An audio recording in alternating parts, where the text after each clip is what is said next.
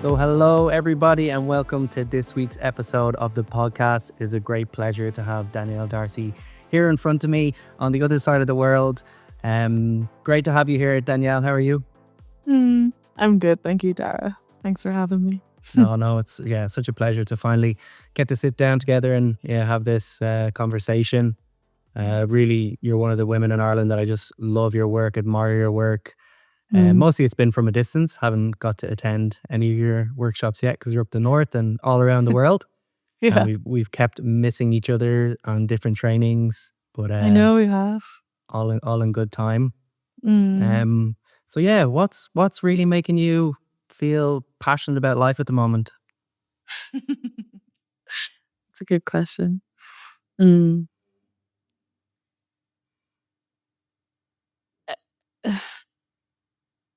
Yeah, I think what's making me feel passionate about life right now is like the simplicity that I'm allowing myself to be in this time in my life. Like I'm living in New Zealand at the minute. I'm in a recording this from like a mystery school. I'm in a living community with like 15, 16 people, and it feels like this wacky radical experiment of like how to live in alignment with soul, with purpose, with love, with community, freedom, like all of these beautiful qualities like at the core. And yeah, what I'm noticing is like how much restriction and control I've held around life. Like all I've ever known is like control and how to control things, and try to. And actually, what I'm enjoying right now is like this deep surrender, like of actually submitting and just allowing everything to be so simple, and really like clearing and cutting away all of the all the kind of density and the ways that I grip and hold. And yeah, so what's really like making me feel connected to life is just like being. And this is like a very different quality of being. It's finding like rootedness and anchoredness in soup sometimes. But yeah, it's I feel like just in deep gratitude for just life full stop at the minute. Like I'm in a really beautiful place right now. Oh, it's so wonderful to hear. So happy for you because Mm. I really know this work that you're doing. And it's really on the kind of the edge of what it means to have a life, be a human in these times, isn't it? Yeah. Yeah. Mm. Yeah. Yeah, right on the edge, like right on the threshold. And yeah. Yeah, I Yes. think a lot of this work is really around kind of deconstructing what we've been given, the blueprints from our parents' generation, from societal constructs of how to relate and how to live your life and the shoulds and the should nots and Mm. it just sounds like you're really stripping that all away, really stripping it right back at the moment. Yeah, that's it. That's it. And what happens whenever this all of these stories and scripts and ways of being conditioned, you know, culturally, and here there's people from all over the world, so it's all different stories and myths and lineages. And yeah, just what happens when we start to strip all this back, and like what is there, what's the note that lies beneath all of the like the layers and the costumes and the just strategies to survive, like yeah, working through so many layers of just like deep compassion for the little parts that we're just trying to survive, and actually like what's beneath that, and what's um and it's brought me to a place of like really questioning, what am I here for, and what do I stand for, and what do I long, like what's my deepest longing, and Mm. like how do I want to spend my time in this planet, so it's like in one way it's so simple and everything's drawn like just clearing, and then underneath that is actually this incredibly potent place of like, wow, what can I do with this precious life that I have. Mm. Yeah. Well, it's big work. Yeah. And I get to do some sunbathing as well, and frolicking around the grass. That's what it's all about, you know. I think, you know, doing this shadow work, inner work, and it sounds like, you know, human work at the end of the day. We Mm, also have to have play and fun and joy and yeah. bliss and juiciness and purpose. And I know you're also very much connected to that world too. Mm, Um, mm, yeah, I'd love to hear. So what's kind of been what's been your journey into all of this work? mm. Yeah, my journey. I mean, like, it feels like my first, like, initiation path was definitely through yoga. Like, I found hot yoga specifically, like, at a very young age, and thank God I did. I found it just, like, right at this point where I think I was coming to, like, just lose faith in life and lose faith in, God, purpose, life, all of these things, just feeling so disconnected from that.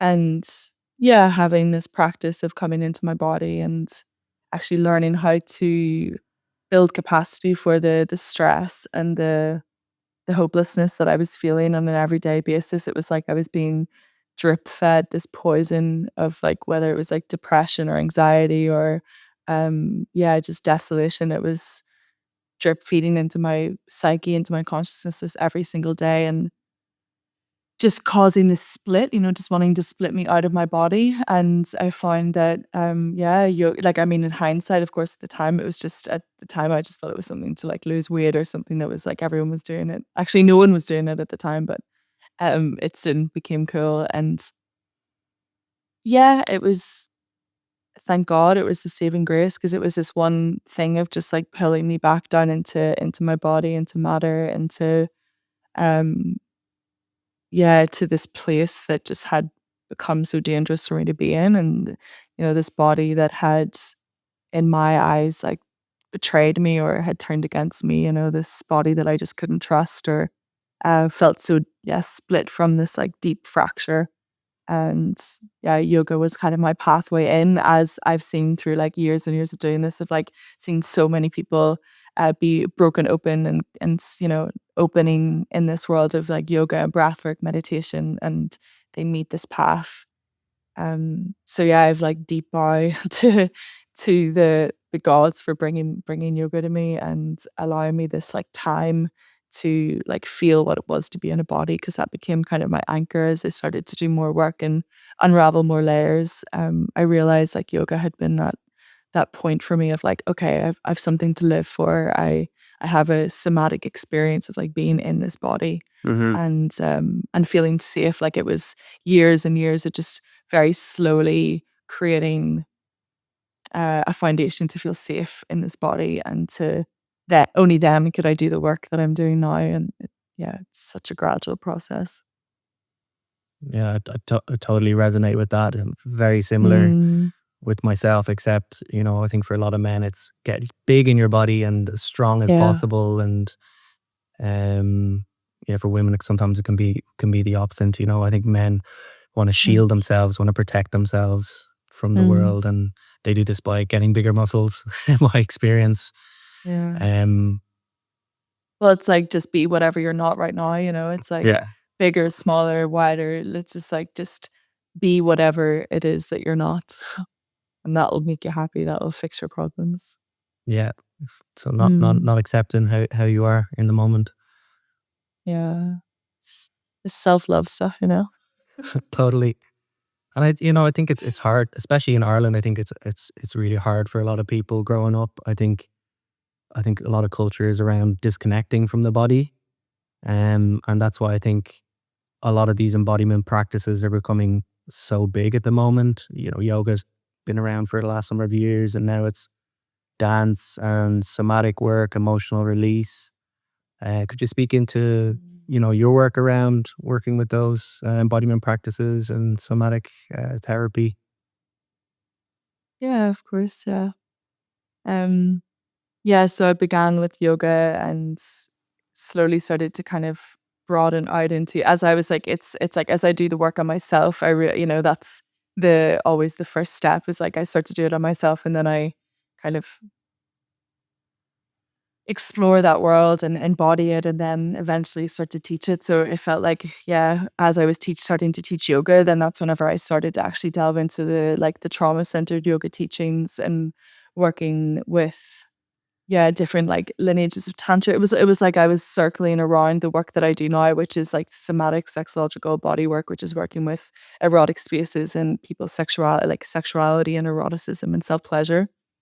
Because this is just my pathway to, like, I see many people coming to this work of like soul initiation and purpose and love, and it's all through different pathways, and this just happened to be mine because this is where like life just wasn't flowing in this direction, you know. So it was like, yeah, it was you know, so many different ways um that I was feeling alive and feeling in my current, but then this was just the one that wasn't. So I really started to go at it and um yeah, like eventually found some, yeah, quite radical trainings that are my first experience meeting temple and meeting the work of like sacred sexuality and ista, and you know, these schools that are designed to kind of like crack you open and break you open and aren't for everyone, and are certainly like, it's a calling that you hear. It's like plant medicine, like you just know it in your bones that you're meant to be there. And I feel like a lot of people who find these paths and find this field, like they just have like felt a calling and have just find themselves at the door, you know, at the temple,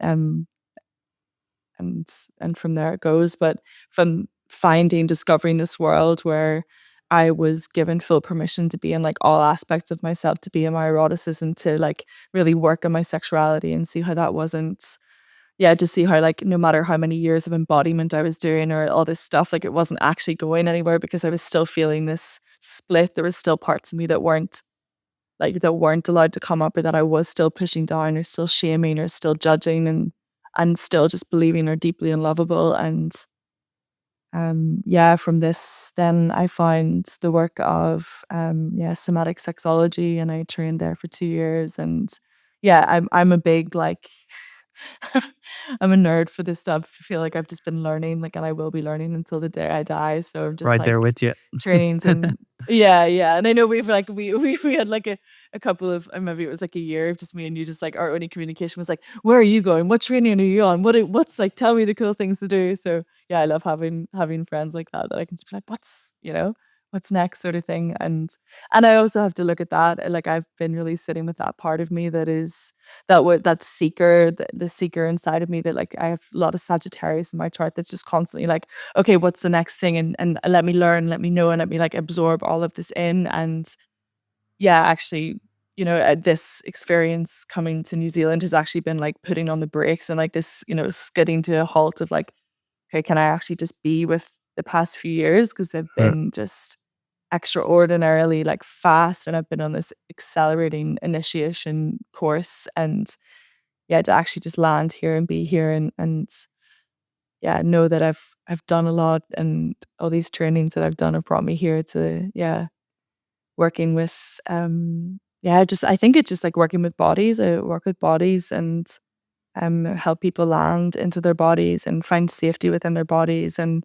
through the work of somatic sexology, we look at like pleasure as a tool of deep embodiment and prayer to like come home to them, people, like to help people come home to themselves and to resource within themselves.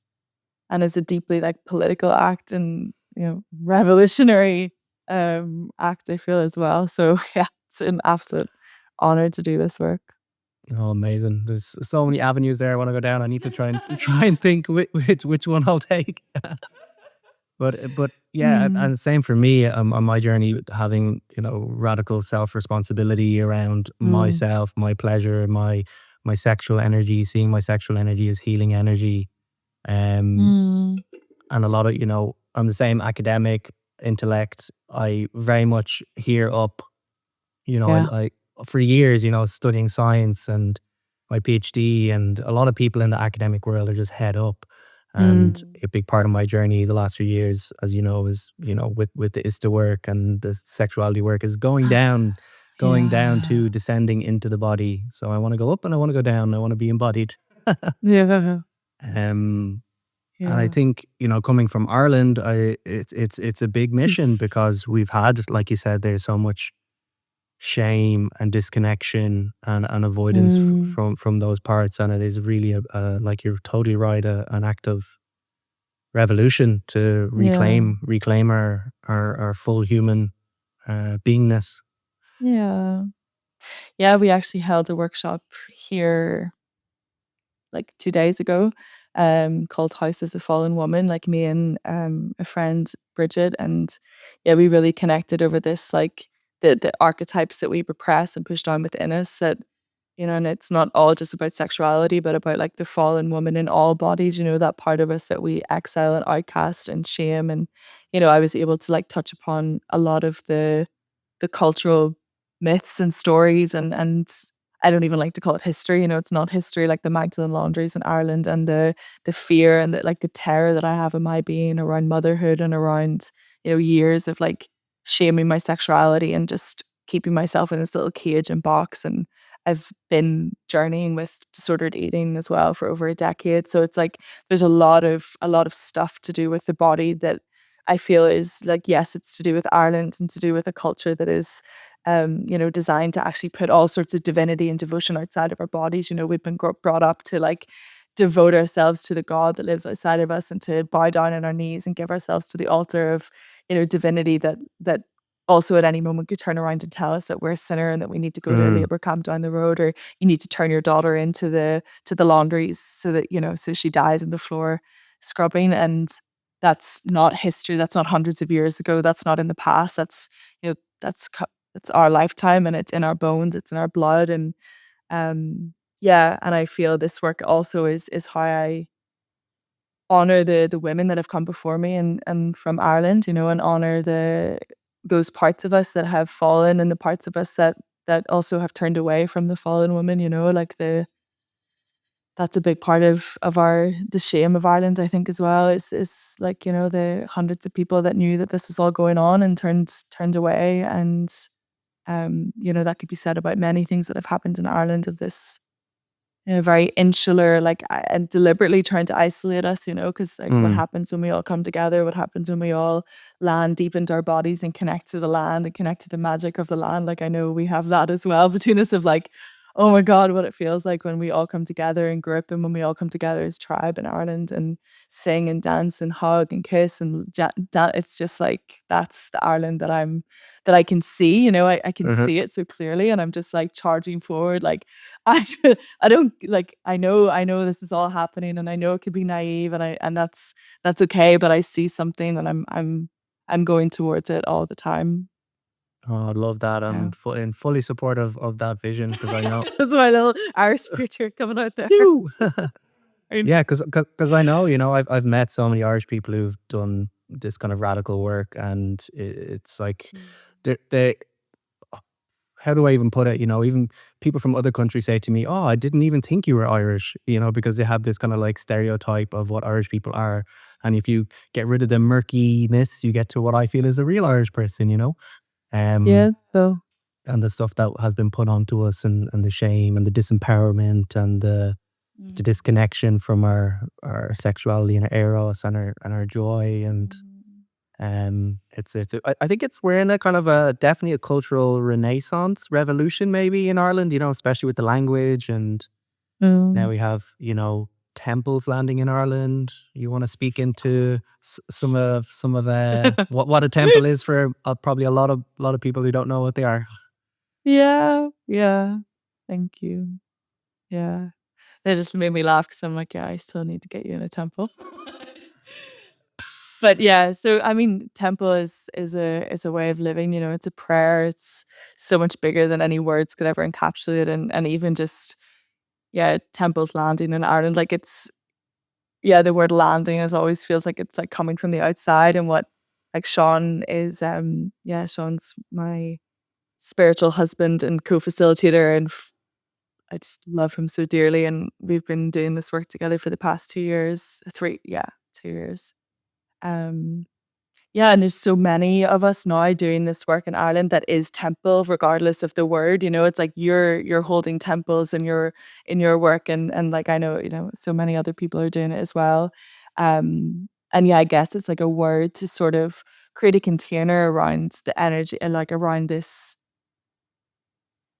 and it feels like it's erupting from the land up, it's the magic of the land that, like, speaks through bodies that are open, and bodies that are receptive, and bodies that are coming together to celebrate life, to celebrate aliveness, and just what we were speaking about, like, where is life flowing, and where can we open into love with each other, and where can we be in, like, full life, and that means through, like, creativity or dance, or through music or poetry. It could be through touch and hugs and, like, soft, somatic resourcing with each other, like these ways that we've always known, these the ways of our people, the ways of our land that we've just lost a long time. So, like, this call to temple is actually just a call to come back to the ancient ways, like the old ways that we knew. And we always would have known how to come together as tribe and hold each other and hug each other, and allow, like, eros to move, and to not get caught up in any sort of, um yeah, I mean, like, what temple brings up for a lot of people then, especially in Ireland, or what we've experienced, is actually so many layers of grief, like Mm, grief of what we've lost, like the connection that we've lost from our magic, from the Celtic mysteries, from the land of our bodies, and yeah, like, that's the part that's, like, just, like, cracks me open every time, is actually, like, just how much grief we have to move through, and like the reverence I feel for every single person that comes into those spaces, knowing how much shame and how much judgment and how much fear there is wrapped around our sexuality, and wrapped around even just intimacy, like, this is what it is for me, is actually, like, radical intimacy with friends, and with tribe, and with community, and with those people that we love. Like, I noticed that I was starved of touch when I first found this work. I was starved of intimacy. I couldn't give it to myself. I couldn't ask for it from others. No matter how many people I had in my life, I was still just, like, had this hunger for intimacy. Um, and yeah, I feel like that's what's coming through in the Irish temples, is, like, giving people space to move through this grief, and to acknowledge the shame that we all have maybe felt at one point touching these parts, and to actually, yeah, just guide people closer back to themselves, and to their heart, and to that deep longing within us all to, yeah, to come together, to be closer, that's it. It's just like, can I come, like, a little bit closer? And that, yeah, that's it. wow. So, so, Yeah. so beautifully put. I know, like, grief work Mm. and shame work is some of the, yeah, I think it's some of the most raw and profound work that a person can do. And Mm. yeah, I know myself, even in the psychedelic work, the grief that comes through Irish people for, the loss of community, the loss of, Mm. connection to culture, to heritage, to land. But Yeah. I see a lot of hope. I see a lot of hope in that too. So, anybody who is listening, Mm. grief work is very difficult. Shame work can be very confronting, but on the other side of Mm. it, it's profoundly beautiful. Yeah. Yeah, life lives on the other side of it, it's I've yeah, that's how I've met myself. It's how it's going through these pieces, going through the pain, going through the shame, going through the grief, and I think that's why, like, why we hold these spaces, or why we create these containers, is to also remind each other that we don't have to do this alone, and that we are actually Yeah. meant to do this together. We're not meant Hmm. to heal in isolation. We're meant to, like, reach out to our brothers and sisters, and to our friends and family, and, like, oh my God, like, I'm hurting, I'm in pain. Yeah. Can you hold Yeah. me in this? No, I absolutely love that, and that's why I love a lot of these containers that both of us are in, because I think a lot of the Mm. personal development sphere and even the spiritual sphere is like you do this work alone by yourself, sitting on the cushion. Yeah. Where these spaces are, can we enter together? Can we support one another? Can we just hold compassion, non-judgment, acceptance, and really Mm. be there for one another when we need it. And it does. We get that a little bit closer to each other and see, oh, you're actually just the same as me. At the end of the day, Yeah. no matter what culture or where you're from across the world, it's we're all human beings trying to figure it out. connect deeper to ourselves and then each other. Mm. Yeah, that's it. And I'd And we're love to so speak in, adorable. huh? And we're so adorable, there's just like an adorableness of like, oh yeah, we're just like trying to come back to love. 100%. Sometimes I think we're all just, little kids running around, just expressing ourselves, having fun, or trying to connect to those parts again that maybe were originally, suppressed and lost. Um, no, Yeah. that's really beautifully put around temples. I just think they're such magical spaces for profound insights and connection and um, Mm. being able to tap into real life force energy and love and um, Yeah.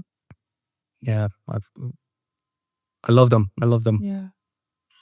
Yeah, and they're also like, it's and even that word shadow work, it's like it's so used now and it's so there's so many layers around it and distortions around it. It feels like I've got caught in it so much of just like constantly like more like, show me where else am I not, just this like again relentless pushing myself to the threshold of like, what's next and how can I break myself open again and actually what we're being taught like this is the beautiful thing about temple is that it teaches you it's showing us what it is like how how dare us try to come in and say like temple is this and it starts at 7:30 and it's just like every time we come in and we open and we just trust and we trust Mm, in life to show us and temple to show us and it emerges through the people every single time it emerges through the cracks in the earth and we just listen, like, that's it. It's like listening,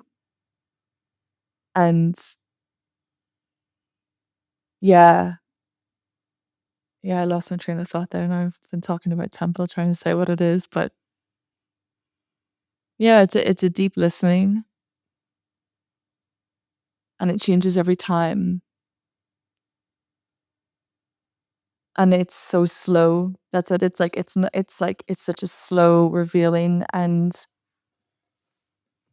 yeah, of course, all these parts are gonna come up, all the exiled parts, all the parts that are feel believe themselves to be unloved, and you have invitations to go into, like, your deepest shadows if you want to, but it's also, it's a place where you come to remember your sovereignty and your autonomy and to actually come back to that part of you that knows exactly the amount of medicine that you need to take, it knows exactly the amount of poison that you need to drink, it knows exactly what you need and to, like, actually the work of tempo is learning how to come so deeply close to your yeah, so into your heart and so close to yourself that you just know, like, how to move and can trust yourself and yeah there's so much work around power dynamics in it as well of like actually taking your power back and just sort of practicing discernment and learning your own somatic yes and no and hmm. reconnecting mind and body this is all the work that we've done in these trainings as well and Yeah, yeah yeah yeah, absolutely. Kind of, taking responsibility for your reality, taking responsibility for your nervous system. You yeah know, not pushing yourself beyond your limits because you think you should, or yeah yeah uh, doing more harm yeah. And I think yeah that's definitely some of the more challenging work for people when they first enter these spaces. I think is finding that mm, embodied yes and finding that full yeah full no and being able to work with it and live it and mm, um, be with it. And I love the work you're doing and some other wonderful people in Ireland around mm, the consent and boundaries with this really kind of foundational work. yeah Um, Yeah, and it's like it is foundational, yes, and like it's so it's also totally alien to so many people, in these consent and boundary workshops. Like, yeah, I remember the first few ones that I went to, I was just astounded at how I'd never been taught any of this before, and same. actually, yeah, it's a prerequisite now to come to any of the temples that we hold is actually like, have you done any sort of somatic work of like tuning into like what is your yes and no? Because, embodied consent is the only way that you can actually learn how to flow in these spaces and know what your yeah, know that you're being moved by life and by eros and by love and not by strategies or agendas or your own kind of like fear to fit in and like disconnection from your body. So you're just taking in someone else's riptide. It's like takes such a deep connection to your own sovereignty and your own like inner knowing. Yeah. Mm. Yeah, definitely. And if Mm. you don't, you're gonna get absolutely spanked by the universe. Yeah. In all aspects of life, like, so I think that Yeah, that's the thing is, like, tempo's a microcosm of the macrocosm, like, anything that's happening in tempo is already happening to you in real yeah. life, and it's just all it's doing is, like, taking away all these layers and these veils, and, like, it's actually just letting the unconscious come up to the surface, so a lot of the like, in my first few like, yeah, still in tempos to this day, years on, I'm like, "Oh, that's" then like, "Oh, yeah, okay, that's what's Mm, happening in real life at the minute." So I just haven't looked at it or haven't given myself space to be with it. So yeah, anything that's like alive in tempo is usually just a pattern that's already playing in your life. yeah, yeah. No, Yeah. yeah, absolutely. So beautifully put. And how do you see then one of the areas I've been fascinated over the years is this kind of lack of initiation in culture, in specifically Irish culture, for men and for women, Mm. and then the power of ritual as well. How do you see these all fit into the kind of the temple space or this kind of, yeah, this path?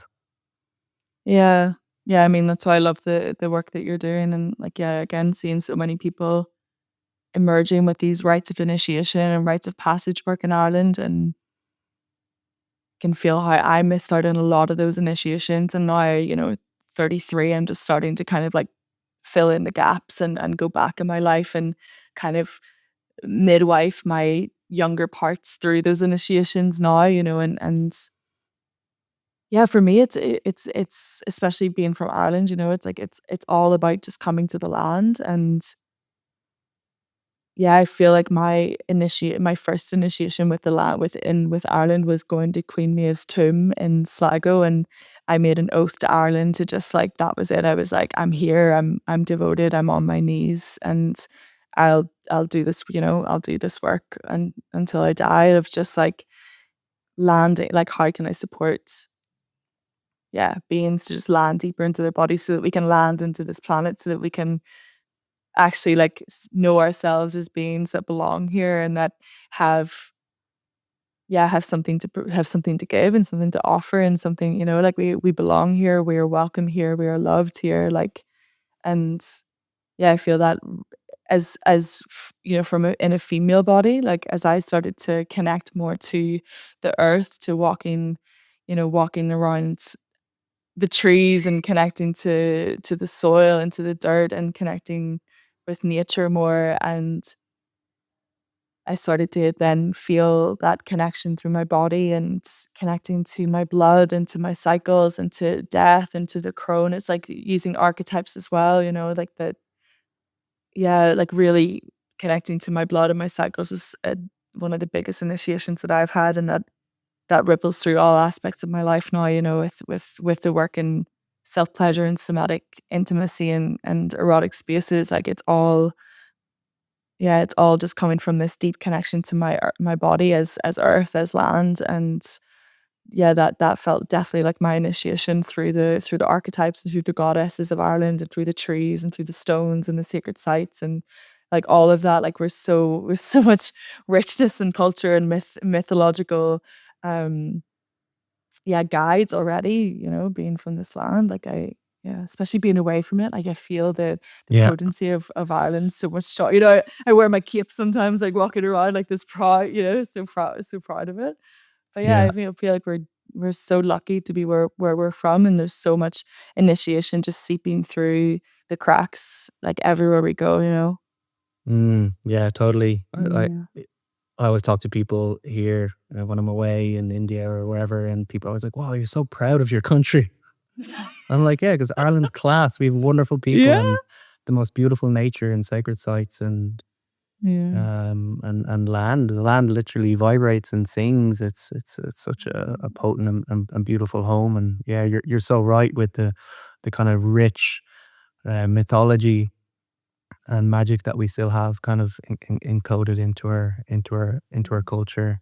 Um, but it really feels like these times are a time of initiation. So many people are starting to really step up Mm. into facilitator roles and healer roles and deep acts of service, and I think it's so needed right now more than ever, Mm. because I think things are just going really I don't know if Mm. things are going to get worse before they get better, or they get better Mm. alongside. Will we just split off in a totally different reality?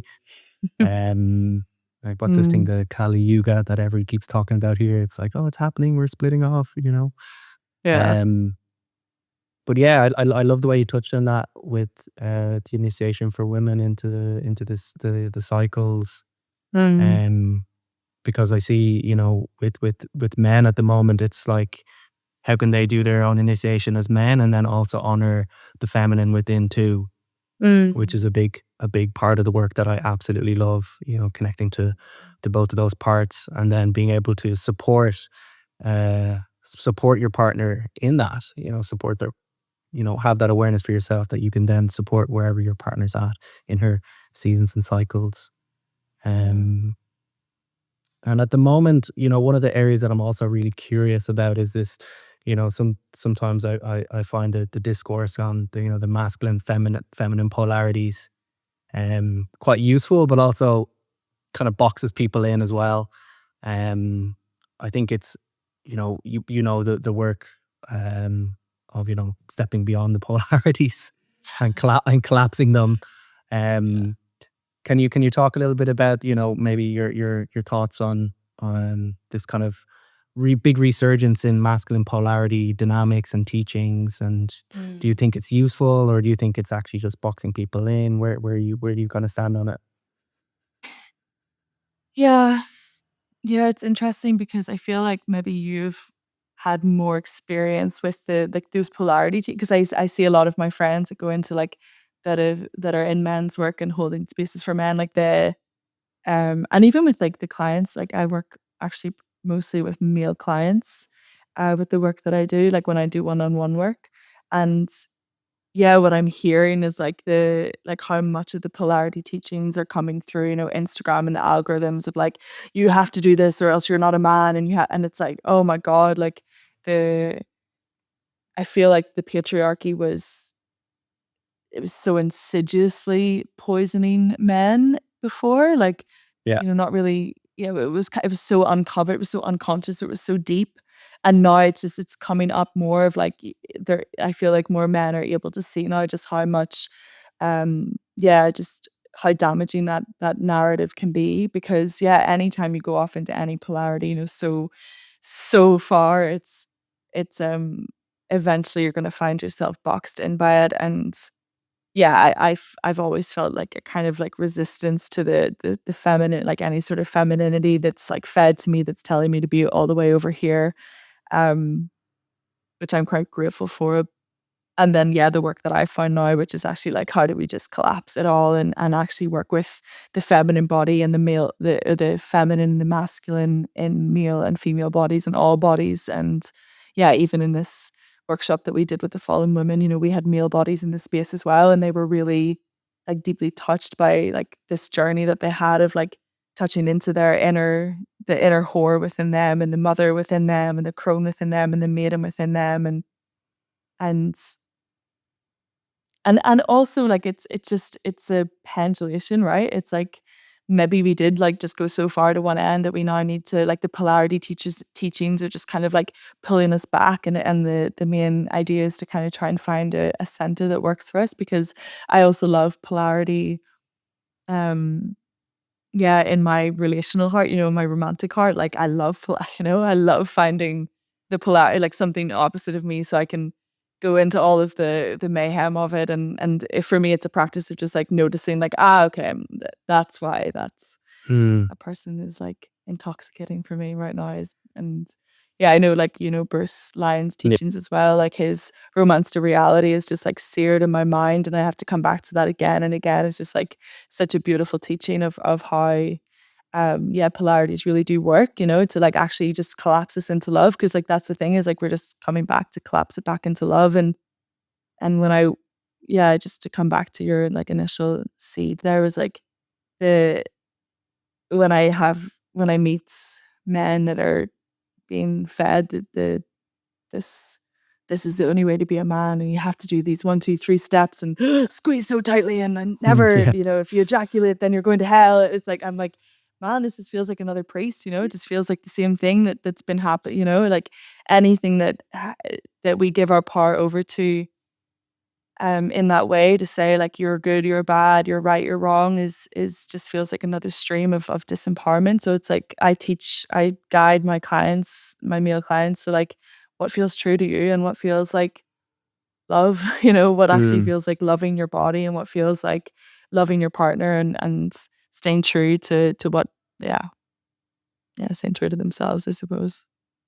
Yeah, no, absolutely. I think Yeah. you hit the nail on the head. Almost like these dogmatic approaches. Like I see that with some of the men's narrative, like, oh, you need to be this way, and then you'll get your feminine woman, and she's going to be like this, and you can lead her, and it's kind of like, well, I don't really know how I feel about Yeah. this. Yeah. Yeah, Yeah. and I Well, think, and then like it you just said, for pushes them go more ahead. into play, it's like then you're gonna get like this crazy, chaotic, like feminine woman that's like what the perfect that they're not looking for a partner, they're looking for like the divine goddess, and like unfortunately that's our path as well, is realizing like, I'm we don't quite exist. Like we're human, we're beautifully flawed, and no matter how much you go off into the polarity of the male archetype of masculinity, you're still not gonna find like the divine feminine in human form, maybe aspects, but like, yeah, it's Mm, yeah, yeah, totally, and a and journey. and that's why I love this work of the light masculine, dark masculine, light feminine, dark feminine, and finding all of Mm. those pieces within. For me, this is one of the biggest reflections I had, you know, recently, was finding those pieces within, and then not needing to seek those on the external, because if I seek them on the external, it's always going to end in chaos, because I don't have that resolve within myself. Mm. I'm like looking for that part Yeah. on the external. Does that make sense? Mm. Yeah. Yeah, the cross temple. It's a good one. Yeah. Yeah. Uh, What was the kind of like the archetype that you had the most trouble like embodying, or like that you had the most resistance to? Um, the one that I had the most resistance to, um, was probably the dark masculine. Funnily enough, for me, Mm. because a lot of people think I probably embody it a lot, but I think being in that space, holding shame around allowing that to be fully out, and fully, embodied. Um, Yeah. yeah, and yeah, then I just Yeah, well, love. like, look at our society, like Mm-hmm. sorry, I cut you off. Oh, go ahead.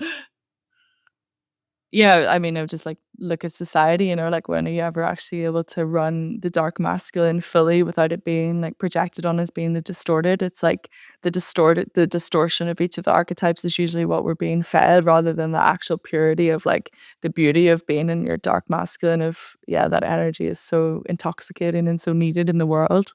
Yeah. Oh, yeah, yeah, totally. And it's one of those kind of shadowy ones that leaks out then in the most unconscious ways for people.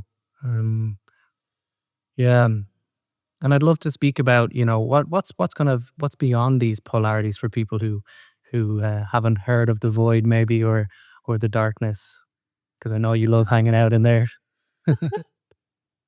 Yeah. Oh, yeah, and it's actually, like, it's something that I'm working on right now, is, like, actually reconnecting to the light and reconnecting to, like, the angelic qualities of my being, it's, like, these parts that I've actually just, like, been so much easier to be in the dense, like, darkness, like, yeah, wearing my black clothes and I'm in the void, and actually, like, yeah, I've yeah, also working with the light and working with the lighter aspects of life and joy and not just pleasure and like the deep embodiment descension path pleasure, but actually just like the pleasure of play and creativity and um yeah, so that's another polarity, of light and dark, but like the void, I guess, or this place like beyond polarity, the place of duality of collapsing it all into the center. Like this is, I guess, like a what's pulled me here to New Zealand, what's drawn me towards this work of like soul initiation is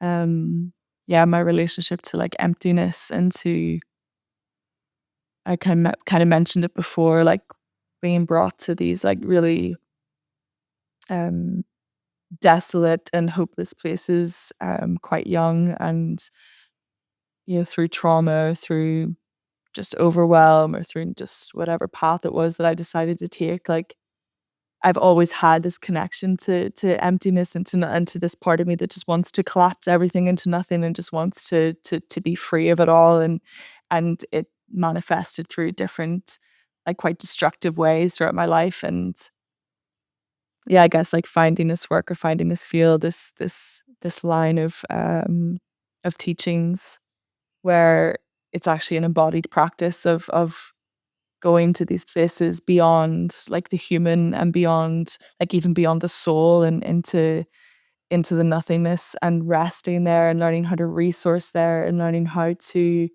actually be nourished and nurtured there and I've actually met like my relationship to like God, goddess, like to divinity there is in this place where I finally feel rest and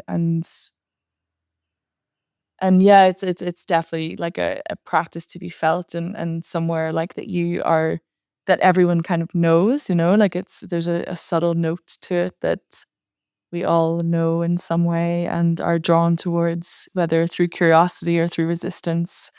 Um, and mm, yeah, it's where that place within me that seeks extremities and intensity and more, everything that needs to be more. It's like meeting this place, meeting this like non-place, Mm, um, is actually where I started to finally rest those parts. Like those parts could stop running and stop chasing and feel satiated by life and kind of like yeah, I emerge from this yeah, I emerge from these like places within me, like touching them like I can bring them with me now through to my human, where I can bring them with me into the world and yeah, when I'm moving connected to the void or whatever you want to call it, like to the it just feels like love, it feels like that's my connection to source and my connection to love is this place because that's where I love myself, like where there's just it's unconditional, that's mm, where I love myself enough to rest, like that I'm okay, you can rest here, you can be nothing here, you don't have to do anything here, you can just be like, oh, that's love, to give that to someone else and to bring that into the world. Like that's so yeah, it's not about going there and getting stuck there, getting lost there, or identifying with someone who loves to be in the void and loves to be in the dark. It's like it's actually a practice of like pulling it all through and bringing it with me into my life and sharing that, with yeah, mm. sharing that. Yeah, beautiful. Like a beautiful Yeah. place to resource and to connect to nothing and everything. It kind of reminds me of, when I came across Ram Dass's Mm, teachings of just being in like loving awareness and letting that radiate out from within everywhere, So, people who know Ram Dass might be able to draw some parallels there. Um, so what's kind of next for you on your yeah. adventures? S yeah, actually, I just wanted to touch into that, what you said about Ramdas, because that's actually something that is really important as well, is that there's actually so many access points to this place, and like I said, like, we all know this place, and we all actually have rituals and ways of connecting to this place already, whether it's through, like, like, you this higher, like, going to the consciousness this way, or going to it through the body or through the heart or through pleasure. We all have different access points to it, and this is just one of them. And yeah, like these beautiful, like these gurus and teachers and um yeah, beings that have come before us that have always been just the ones that come with the message of love, and just coming back to love and coming back to that place within us that knows itself as love. Like that's all the same thing, just with different words, different fancy words around it. Yeah. Oh, like I totally agree with that. It got to one point when I started off on my spiritual journey, I was reading so many books. And at one point I was like, all of these books are from different people, different language, but they're all saying the same, they're all saying the same things. You know, you love yourself, take care of yourself, be kind to yourself, compassionate. Yeah. Um, and it Mm. kind of it always comes back to that really, doesn't it? Comes back to the heart, comes back Yeah. to the graw. To the grave. Yes. Yeah. Yeah. Okay, what was your question? I was just saying, yeah. So where's your current being pulled now? What's next on the adventure path for you? Yeah, so I'm here in yeah, here in New Zealand for another 2 months now. There's another training that begins in 2 weeks' time. So I'm here living in the community and preparing the land for the next group that are coming in. And then I'll be on the like yeah, in service to this next group that are here for a 6 week journey. So it's a really, yeah, really deep journey and Oh, one that you're in I've the just outer done ring. myself. Yeah, yeah, yeah. So it'll be Ooh, nice. yeah, which actually feels just, oh, incredible just to be like, to be given, just to know for 6 weeks. It's just like, that's it. That's the only thing that matters is just like, how do I support these beings that have said yes to this, stepping over this threshold and like, yeah, to give love back to this place that has held me for the past, yeah, the past for 4 months now, since I've been here and allowed me to do like some, yeah, it's allowed me to touch places within me that I haven't actually been able to reach before and not through any like miraculous like it's actually just through this simplicity that I've like just haven't really yeah given myself in a long time and yeah, so I'll be here and then home for Bealtaine. So I'll be home for yeah, that's my little home for Bealtaine and then we have like Sean and I are holding some really beautiful retreats next year in or this year in Ireland, and we'll be back to our monthly temples. And yeah, I'm actually just so excited to get back home as well. Like I can feel Ireland like whispering to me in the wind and calling me home again. So yeah, Mm, feels like oh, it'll be here in a mm. oh, beautiful. I'd love to, before we finish up, maybe touch on the community piece, because a lot of Mm. people in the circles I grace are kind of looking for community and want to be in Mm. community.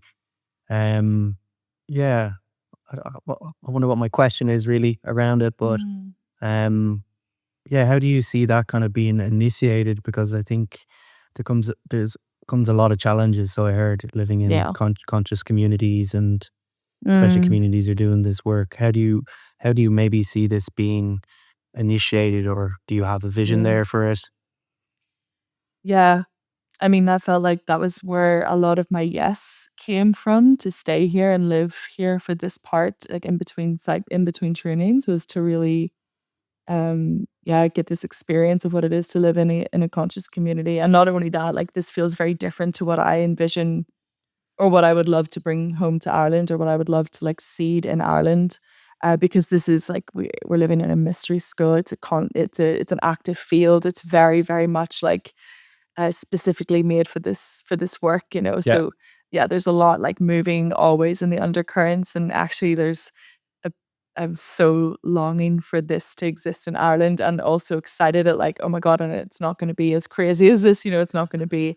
There's going to be and yeah, I know there's obviously communities in Ireland already, and but none that I've come across, and none that are being yeah, I guess just none that have the same kind of qualities that I look for in that I'm seeking now in community, which is like has this prayer of temple and intimacy and relating and um yeah, anchored in freedom really, like of like how to actually um yeah, stay very close to our freedom and to love and the land. Like it feels so exciting to think of like that this could exist in Ireland and that we have the magical, mystical, mythological energy of our land would be pouring up through it as well. And Mm.